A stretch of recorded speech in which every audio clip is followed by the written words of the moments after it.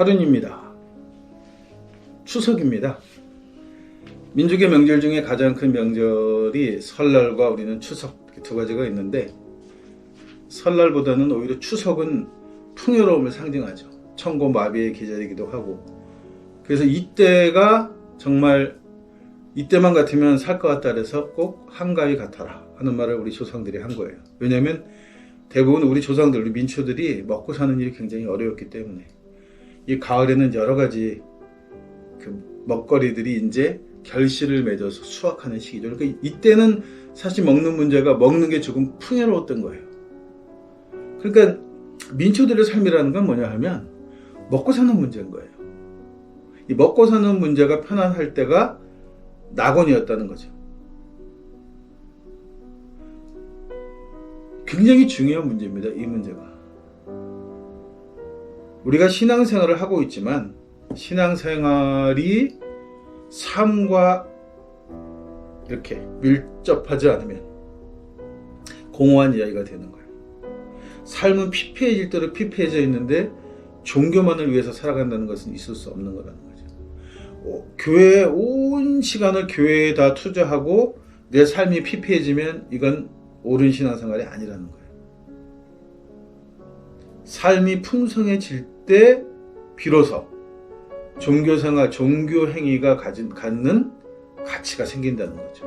이거를 무시하면 종교만을 위한 종교가 되는 거예요. 그러니까 기독교가 이웃을 사랑하는 종교고 이웃을 내 몸같이 사랑하는 종교라고 하면서 이것이 계급이 되고 중세 때 농노를 거느리고 있는 거대한 농장주였다는 거죠. 교회들이. 수도원도 그렇고. 사람이 사람을 착취할 수 있는 구조가 아니에요. 기독교를 들여다보면. 근데 기독교는 교리적으로 그렇게 되어버린 거예요. 사람이 사람을 착취할 수 있어. 서로 다르다고 생각한 거죠. 예수의 생각과는 전혀 무관한 생각입니다. 그래서 이렇게 추석같이 이런 명절이 되게 되면 우리가 과연 이 기독교라는 종교가 어디서부터 잘못돼서 이런 문제가 생겼는지를 한번 생각해 볼 수 있는 기회가 되는 거예요. 한국 교인들 중에 상당수가 추수감사절하고 추석을 묶어 생각하는 사람들이 많아요. 이 미국 교회의 명절이죠. 추수감사절. 이 땡스기빙 데이하고 우리 추석하고가 의미적으로 비슷한 데가 있어요. 여기도 추수를 감사하는 거고 우리 추석도 마찬가지로 1년의 농사를 감사하는 거니까 개념적으로는 비슷해요. 그러니까 요새는 추석은 별 의미를 두지 않아. 이게 우리나라 전통 문화니까. 그리고 이 교회가 추수감사절을 어마어마한 포인트를 주는데 저는 잘 이해가 안 가요. 왜 한국 교회가 추수감사절 지켜야 하는지에 대해서 잘 모르겠어요. 왜냐면 우리는 추석이 있으니까 추석 때 그걸 하면 돼요. 미국 애들은 추수감사절 지키겠죠. 그건 미국 애들 문제고 우리는 우리 추석이 있잖아요. 1년의 농사를 감사하고 이웃과 더불어 나눠 먹고 하는 우리 좋은 풍습을 갖고 있는데 왜 굳이 추수감사절이라고 하는 양키들 문화를 가져와서 우리가 그거를 날짜까지 정해가며 봉투까지 만들어가지고 헌금을 드려야 한다는 거예요. 앞에다가 우리가 1년 농사를 지은 걸 추석이 아닌 왜 추수감사절에 그걸 앞에다 놓고 행사를 해야 하는 거죠. 추석 얘기를 하니까 우리 한국 교인들한테 같은 개념으로 와 있는 추수감사절 얘기를 안 할 수가 없는 거예요. 미국의 추수감사절이 뭐냐는 거죠.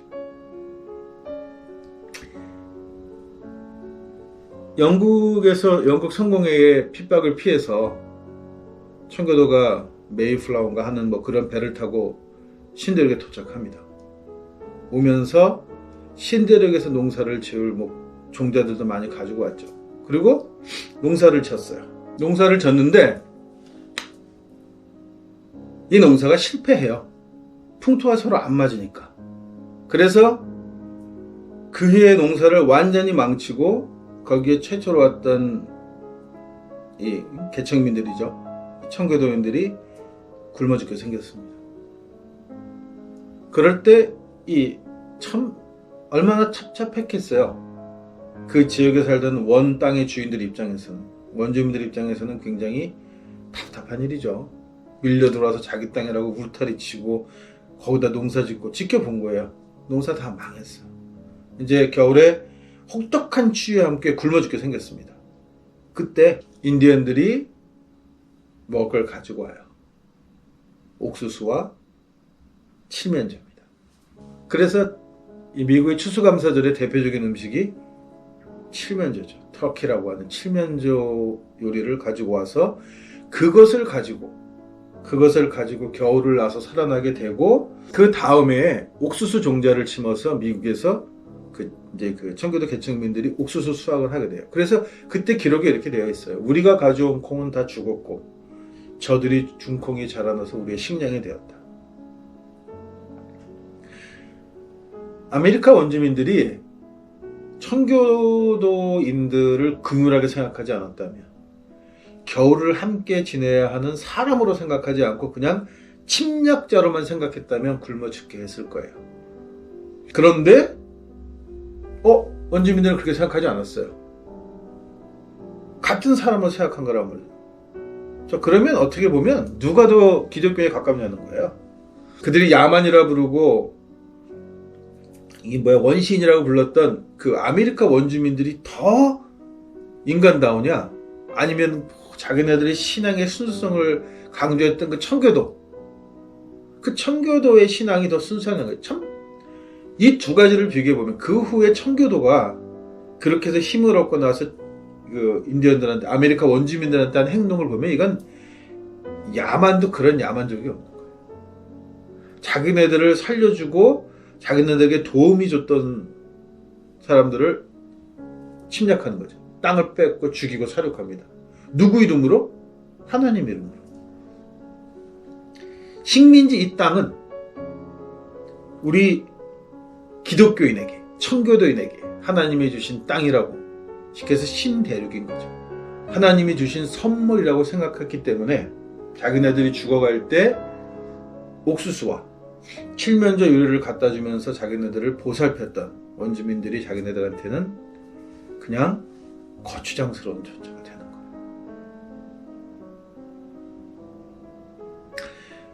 이 현상은 한국 교회에서 반복적으로 일어나고 지금은 심각하게 일어나는 중입니다. 기독교가 들어온 지는 꽤 되지만 사실 한국 기독교가 크게 부흥한 거는 6.25 한국 전쟁 이후, 해방 이후죠. 교회가 성장했어요.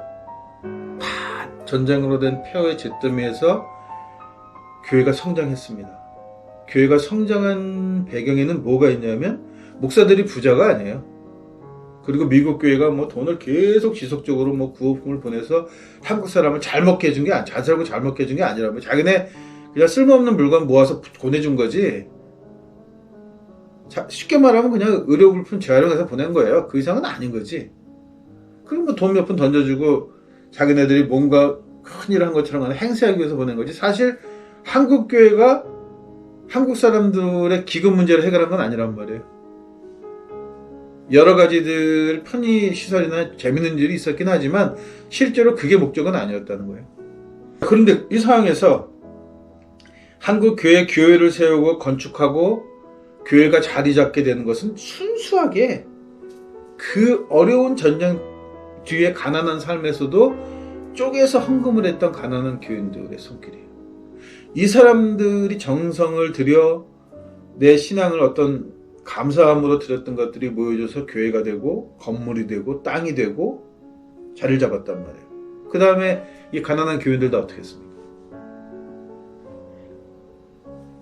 몇몇 돈 많은 부자들, 애당초 교인들도 아니고 어떻게 살다 보니까 돈벌이도 좀 되고 해서 부자가 된 사람들, 이 사람들이 교회에 들어와서 누구보다 먼저 장로가 됐어요. 그리고 장로가 돼서 교회를 좌지우지합니다. 그렇게 하고 일용직으로 혹은 싹바느질로 이렇게 품푼히 모아서 헌금했던 가난한 교인들은 철저하게 배제되기 시작하는 거예요.